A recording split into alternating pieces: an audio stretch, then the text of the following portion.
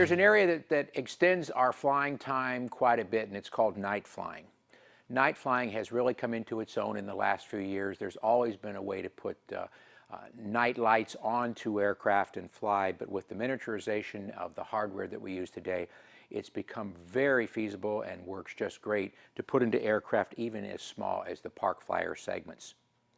Night flying, as it sounds like, and the title denotes, is the ability to go out and fly your aircraft literally in the dark. What I'd like to do is give you some examples of aircraft that are a simple type setup for night flying, the aircraft you see over here, and also go into a little bit more explanation of what you use, what components are required, and how you set up a bird like the one over here that actually has lights, LEDs if you will, light emitting diodes that are in the rotors, and then using cold string lights. So let's take a look at the simpler form. What I have over here is one of the park flyer size aircraft. This happens to be a CX-2. It's a helicopter, but the same type of technology and hardware is available for fixed wing. This helicopter comes standard without any kind of night lights on it. What I'd like to show you here is an example of an aircraft that has the lights placed in what I'll call the full-scale configuration or position. I'll plug it in so you can see what I'm talking about here. One thing I want to note is that you turn your transmitter on, just like you would to do the radio, and the system in here actually operates the lights off of the battery, in this case a lithium polymer, that's carried on the aircraft to drive the servos and the receiver and so forth. So transmitter on is normal. We're going to go down here and plug in our LiPo. That'll get power to the system. And at that point, two things will happen. One is our receiver will set itself, and two, you'll see the lights come on here. Now, what we've got here again is the more standardized placement of the lights, and what I mean by that is it's full-scale configuration. So this helicopter does have a dual set of rotor blades, and the only point I want to make to you when you fly this one is that you want to stay in a little closer than you would anyway in terms of distance to yourself, because this does not have the lights or the light emitting diodes, the LEDs, on the main blades themselves. But you can see that the lights light up here. So if we take a look, you can see the tail strobe here. You can also see over here that we've got the navigation light over on the right wing. We've got what amount to what would be spotlights on a full-scale bird up on the nose for landing approaches, etc. And then if we turn it around, you can see, so that you've got some ability to tell left from right on the aircraft, a different colored LED over here that's lighting up on that side. In terms of actually flying the birds, the tips that I would suggest is that it's helpful, not mandatory, but helpful, if you have some kind of a lighting system on the ground. You can do something as simple as turning on the headlights of a car that's at the flying field. If you happen to be someplace where you're by a parking lot or a schoolyard or a soccer field and the big night lights are up, the point I'm making is that even though this lights up the airframe of the aircraft, it doesn't light up the ground and the obstacles around you. That could be the pole lights in a parking lot. It could be a backdrop fence at a soccer field or a ball diamond. And if you're out at a flying field, it's just a little bit hard to see when it's pure dark. So with that in mind, start out slow, lift the aircraft off easy, and really cruise around in a very conservative mode and get used to the orientation at night. If you do that, you're going to find that the ability to transition into full forward flight, and then ultimately, and we're going to go over to this aircraft in a minute, full 3D or aerobatic flight will come to you. I want to go through the components that it takes to put a system together on the more complex bird. This bird, as we mentioned, is the simpler version. This aircraft over here is the 400 series electric, and this would be considered the higher end of a park flyer because this really will turn it at quite a bit of RPM.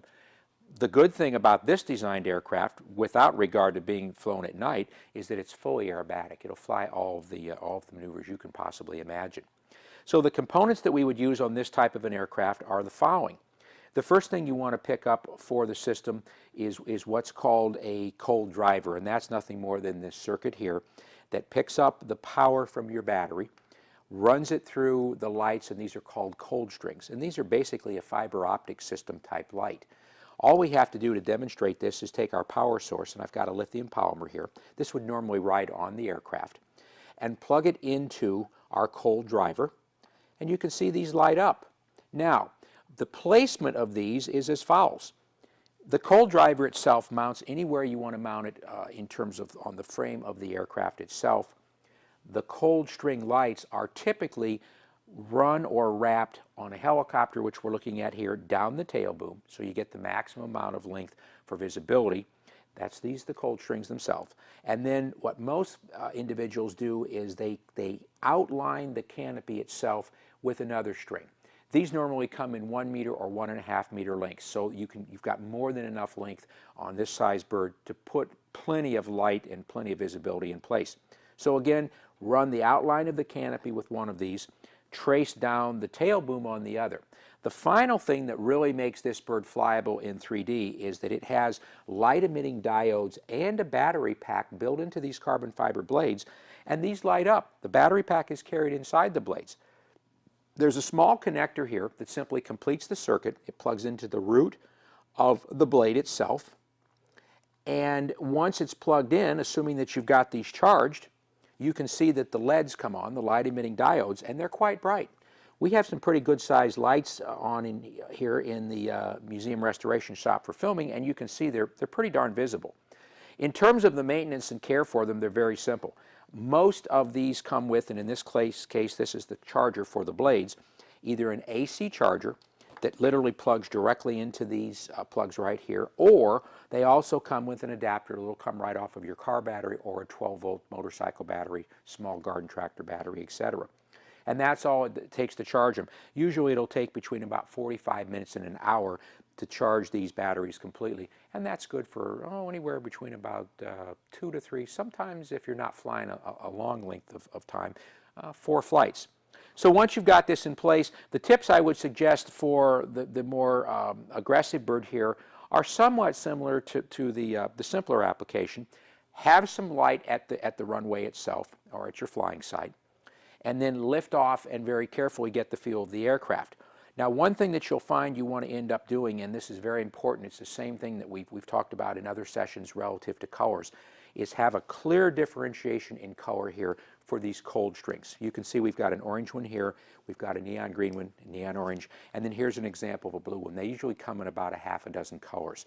But the point is, make sure that what you use on your canopy is one color, what you use on the tail is another. And what a lot of fellows will do is they'll actually put what will amount to the phosphorus sticks. They're miniature sticks that are available like you'd use for emergency repairs and road crews and so forth will use, but in very small size. I know they're also used for some types of hunting applications.